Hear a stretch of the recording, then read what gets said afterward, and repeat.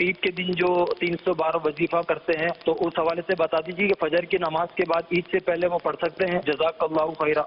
عید کا وظیفہ ہے سبحان اللہ و بحمدہ، یہ مکاشفۃ القلوب میں لکھا ہے کہ سبحان اللہ و بحمدہ عید کے دن 300 بار پڑھے تو، اور پھر تمام اہل قبور کو ایصال ثواب کرے، یعنی جو فوت شدگان ہیں ان کو ایصال ثواب کرے جو فوت ہو گئے، تو ان سب کی قبر میں 1000 انوار یعنی 1000 نور داخل ہوں گے، اور جب یہ پڑھنے والا فوت ہوگا انتقال کرے گا تو اس کی قبر میں بھی 1000 انوار داخل ہوں گے۔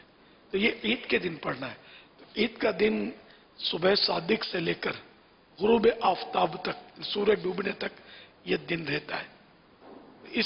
اب وہ کوئی وقت تو اس میں لکھا نہیں عید کے دن پڑھے، تو یہ سمجھ میں یہ آتا ہے کہ پورے دن میں جب چاہے پڑھ لے، چاہے عید کی نماز سے پہلے چاہے بعد میں پڑھے۔ ہاں صبح صادق سے پہلے پڑھے گا تو وہ عید کے دن پڑھنا نہ ہوا کہ ابھی عید کا دن شروع نہیں ہوا۔ واللہ تعالی اعلم ورسولہ اعلم عز وجل وصلی اللہ تعالی علیہ وآلہ وسلم۔